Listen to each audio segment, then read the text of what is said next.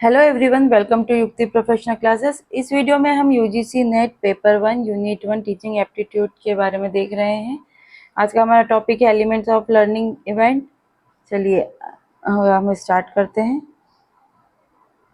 पहला है elements of learning event में सबसे पहला जो है लर्नर। सबसे पहले एलिमेंट जो चाहिए लर्नर, सीखने के लिए कोई ऐसा मतलब पर्सन जो सीख रहा हो, ऐसा व्यक्ति होगा। तो शिक्षार्थी को उत्तेजना की व्याख्या करनी चाहिए, उन्हें अलग अलग करना और मिलाना चाहिए, उन्हें कुछ अर्थ देना चाहिए।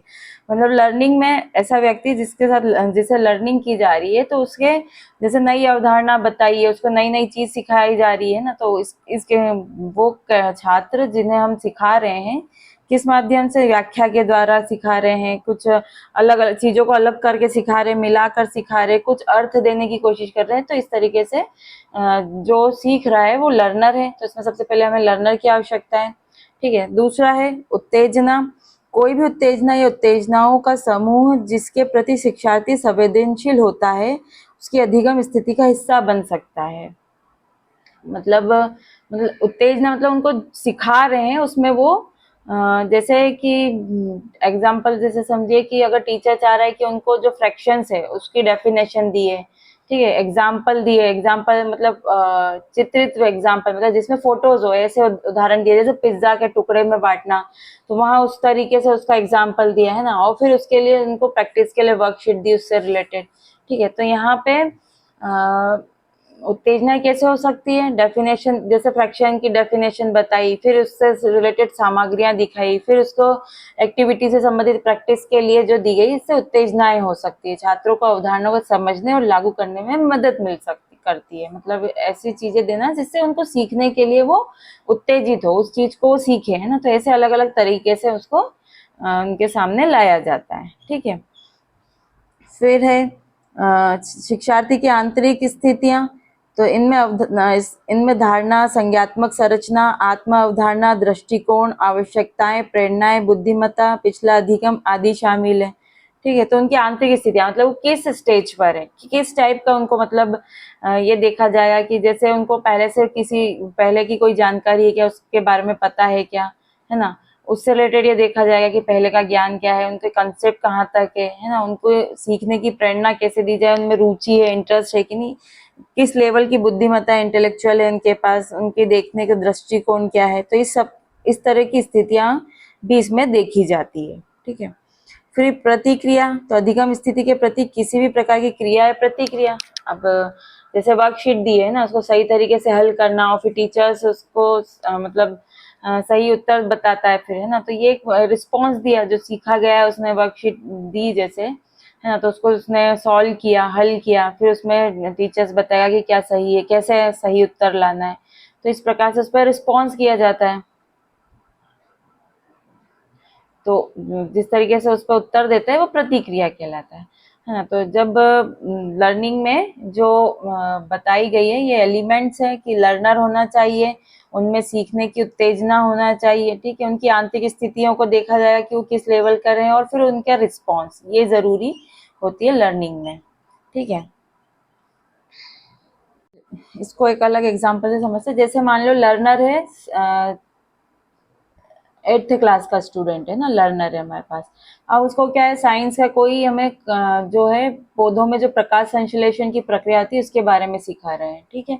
तो यहाँ पर टीचर क्या करेगा, उनको उत्तेजना के द्वारा, मतलब उनको उत्तेजना के द्वारा सीखने में मदद मिलती है। उत्तेजना देने के लिए क्या कर सकते हैं, प्रयोग कर सकते हैं, डायरेक्शन देंगे। प्रयोग के लिए सामग्री जो यूज करेंगे जैसे पत्तियां, बेकिंग सोडा, पानी, बर्तन, मतलब उसकी पूरी प्रोसेस करके दिखाना है, तो उसके लिए सामग्री एकत्रित करिए ना।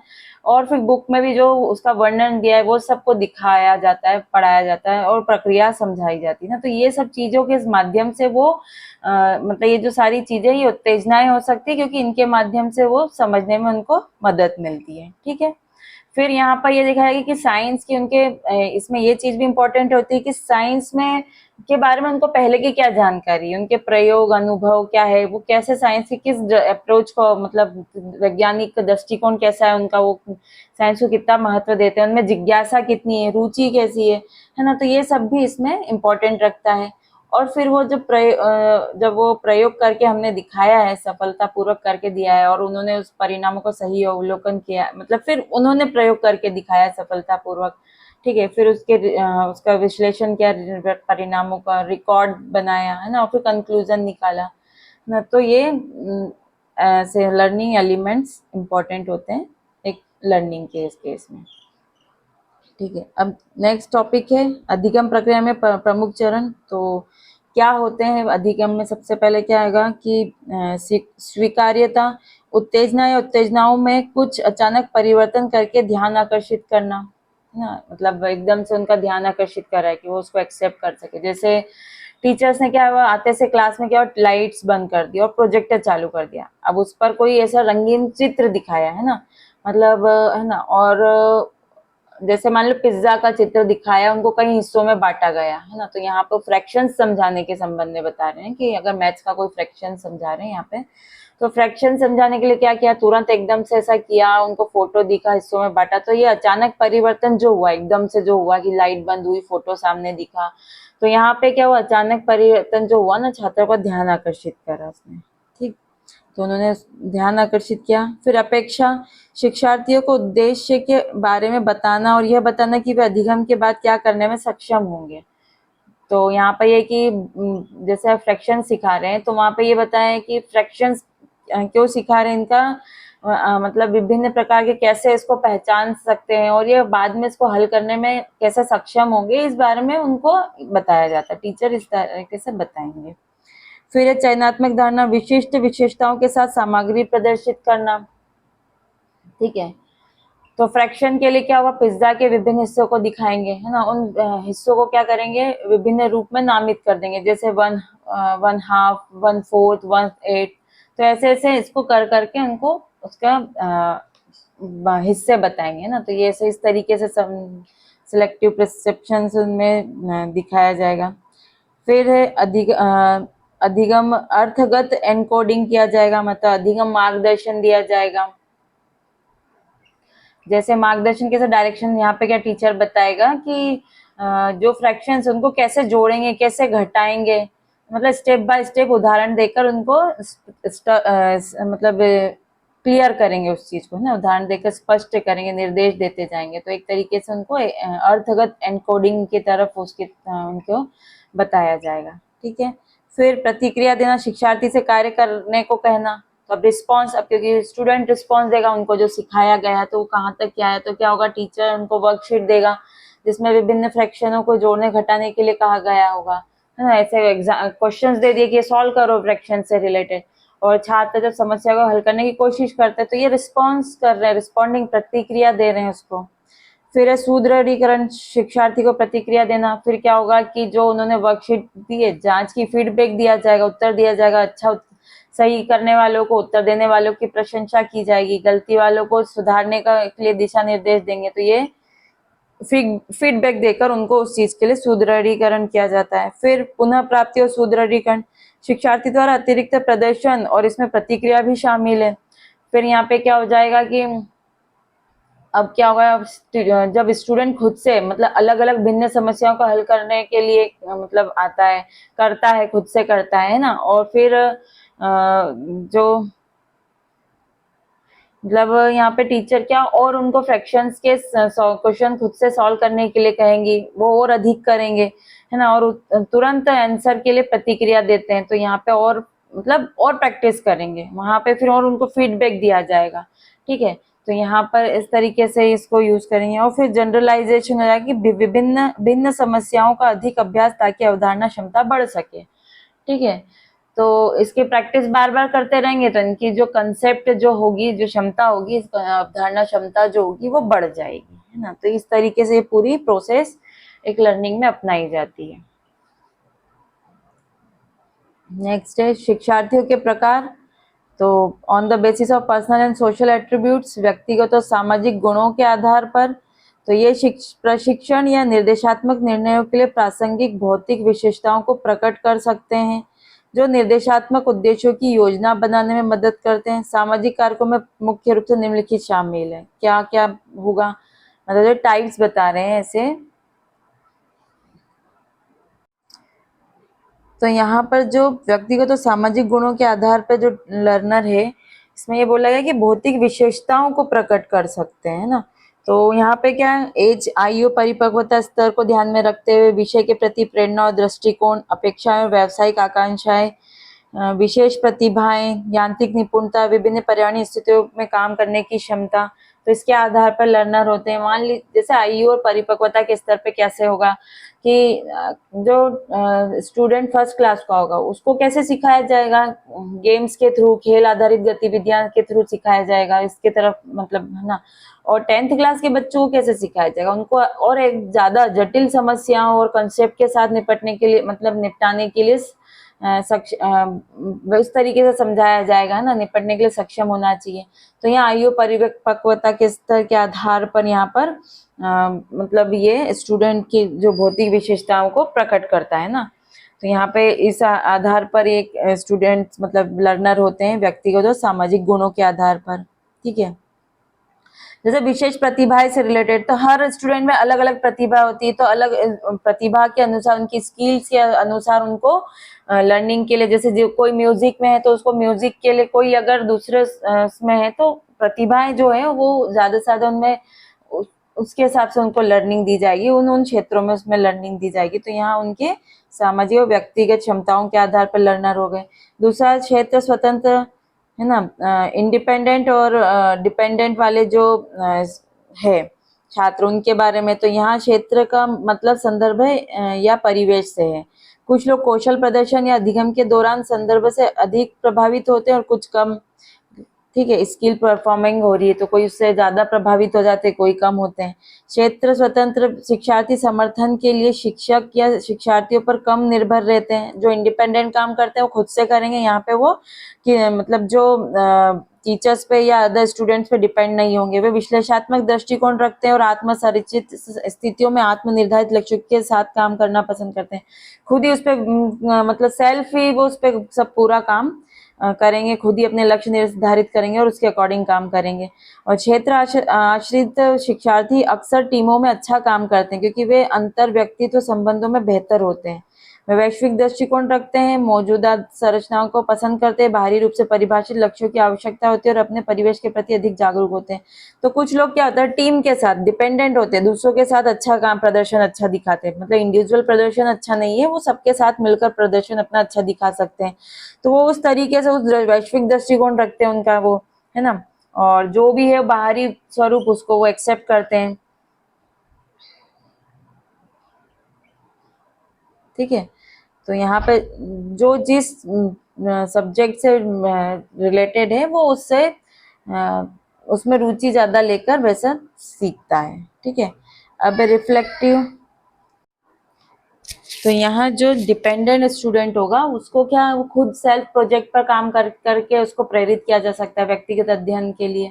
और जो डिपेंडेंट होगा, जो इंडिपेंडेंट होगा सेल्फ उसमें, और जो डिपेंडेंट होगा उनको ऐसी एक्टिविटी में पार्टिसिपेट करा जाएगा जो टीम आधारित गतिविधियां हो, सहकर्मी के साथ करने का हो, तो ऐसे करना ज्यादा वो पसंद करेंगे, ठीक है। अब नेक्स्ट जो है प्रतिबिंबित और आवेगशीलता, रिफ्लेक्टिव और इम्पल्सिविटी। तो जब कोई प्रश्न पूछा जाता है तो कुछ छात्र प्रतिक्रिया देने में अधिक समय लेते हैं जबकि अन्य जल्दी प्रतिक्रिया देते हैं। प्रतिक्रिया की गति और की गई त्रुटियों की संख्या को वैचारिक गति कहा जाता है,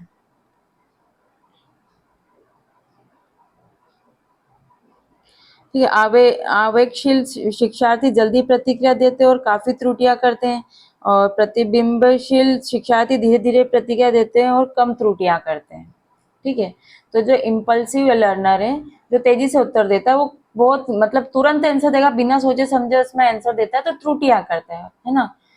उसे फिर यहाँ पे क्या बोला जाएगा, ऐसे लर्नर के लिए क्या है कि गति धीमी करने और उत्तर देने से पहले सोचने के लिए प्रोत्साहित किया जाएगा कि पहले तुम स्लो आंसर दो और पहले सोचो उस बारे में, तो उसको इसके लिए प्रेरित किया जाएगा। और जो रिफ्लेक्टिव लर्नर्स होगा वो धीरे धीरे प्रतिक्रिया देते हैं, कम त्रुटियां करते हैं, तो उसे अधिक अभ्यास करने के लिए प्रोत्साहित किया जा सकता है ताकि वो समय प्रबंधन में सुधार कर सके, मतलब टाइम मैनेजमेंट कर सके, इसको ध्यान में रखते हुए वो अपना काम करें। अभी क्लासरूम बेस्ड लर्निंग स्टाइल, कक्षा आधारित अधिगम शैलियाँ। तो अधिगम शैलियाँ इस बात को संदर्भित करती है कि शिक्षार्थी जानकारी को कैसे प्राप्त करते हैं और संसाधित करते हैं। ठीक है। दृश्य शिक्षार्थी दृष्टि के माध्यम से बेहतर सीखते हैं। इन्हें शब्दावली, शब्द और अक्षर देखते हैं या चित्रवादी चित्र देखते हैं के रूप में वर्गीकृत किया जा सकता है। और श्रवण शिक्षार्थी ध्वनि के माध्यम से जानकारी प्राप्त करते हैं। वे श्रवण दूसरों को सुनकर सीखते हैं या मौखिक बोलकर और स्वयं को सुनकर सीखते हैं, हो सकते हैं ऐसे ना, मौखिक हो सकते हैं जो। और मोटर शिक्षार्थी मोटर गतिविधि के माध्यम से सीखते हैं। वे स्थूल मोटर मांसपेशियों का उपयोग करने वाले या सूक्ष्म मोटर मांसपेशियों का उपयोग करने वाले हो सकते हैं। ठीक है। तो यहाँ पे जैसे जो विजुअल लर्नर होंगे ना, यहाँ पे 3 टाइप के जो क्लासरूम बेस्ड लर्निंग स्टाइल बताई, जिसमें विजुअल, ऑडिटोरली और मोटर लर्नर बताया। तो विजुअल में क्या है, दृश्य शिक्षार्थी है वो क्या चित्रों के माध्यम से सीखेगा, ग्राफिक्स के माध्यम से सीखेगा, है ना, जो भी देखने से ले चार्ट ग्राफिक्स का उपयोग किया जाएगा उनको सिखाने के लिए। जो सुनने श्रवण शिक्षार्थी होंगे जो सुनकर सीखते हैं, है ना, तो उनके लिए ऑडियो रिकॉर्डिंग्स लाए जाएंगे, लेक्चर्स रिकॉर्डेड किए जाएंगे, समूह चर्चाएं फायदेमंद हो सकती है। जिनको ऐसे लोग जिनको सुनने से ज्यादा अच्छा सीखते हैं वो, तो वो ज्यादा से ज्यादा क्या रिकॉर्डिंग सुनेंगे, लेक्चर सुनेंगे, चर्चाएं के थ्रू समझेंगे।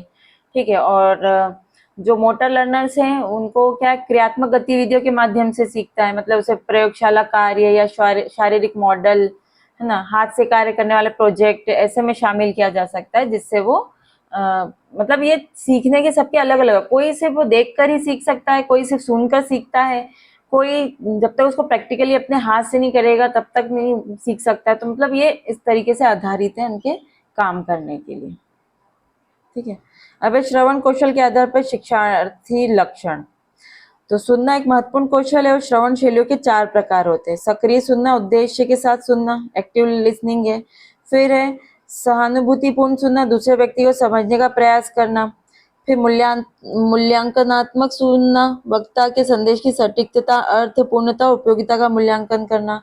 और फिर है सराहनात्मक सुनना, आनंद के लिए सुनना।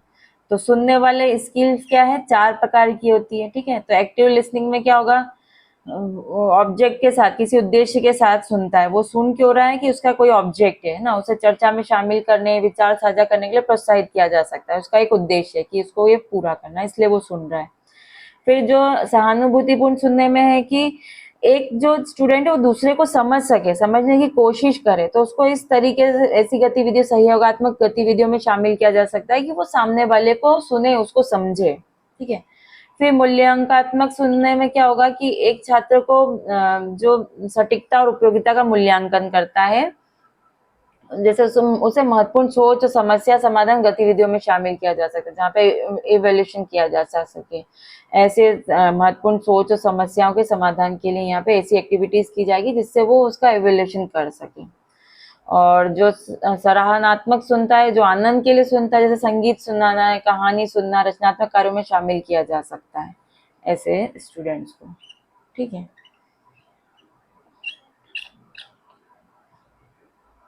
नेक्स्ट जो है टाइप है विचार शैलियों के आधार पर शिक्षार्थी लक्षण। तो विभिन्न विचार शैलियां होती है। प्रतिबिंबात्मक विचारक, रिफ्लेक्टिव थिंकर्स, विषय के संबंध में नई जानकारी को देखते हैं, इसे पिछले अनुभव से संबंधित करते हैं, क्यों पूछते हैं और जो वे सीख रहे हैं उसके बारे में अपनी भावनाओं की जांच करते हैं। अब एक क्रिएटिव थिंकर, रचनात्मक विचारक, नई जानकारी के साथ खेलना पसंद करते हैं, हमेशा क्यों पूछते हैं और अपने समाधान और शॉर्टकट बनाते हैं। और प्रैक्टिकल थिंकर जो है व्यवहारिक विचारक, तथ्यात्मक जानकारी की तलाश करते हैं, अपना काम करने का सबसे सरल और कुशल तरीका खोजते हैं और अपनी नई कौशल को अपनी नौकरी में लागू करना चाहते हैं। कंसेप्चुअल थिंकर्स जो हैं, वैचारिक विचारक जो है बड़ी तस्वीर देखने के बाद नई जानकारी स्वीकार करते हैं, जानना चाहते हैं कि चीजें कैसे काम करती है और संबंधित अवधारणाओं को सीखते हैं। तो यहाँ जो रिफ्लेक्टिव थिंकर्स है, जो छात्र जो कोई नई जानकारी ले जानना चाह रहा है, तो वो क्या है पिछले अनुभव से संबंधित पहले अपने जानकारी को देखेगा, है ना, अनुभव से वो संबंधित रहेगी।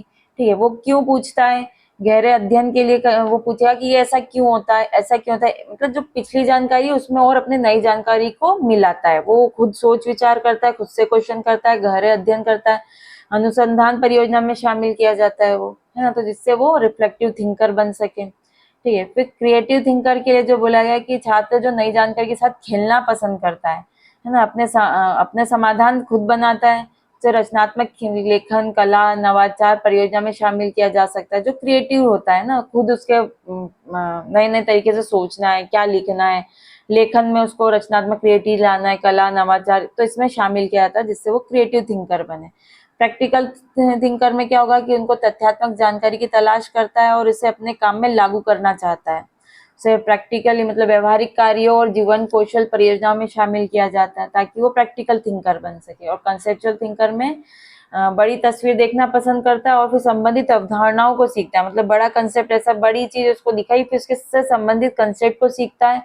परिकल्पना परीक्षण होती है, सैद्धांतिक जो उसके सिद्धांत है ना, प्रिंसिपल सैद्धांतिक अध्ययन में शामिल किया जाता है, तब जाके वो कंसेप्चुअल थिंकर बनता है।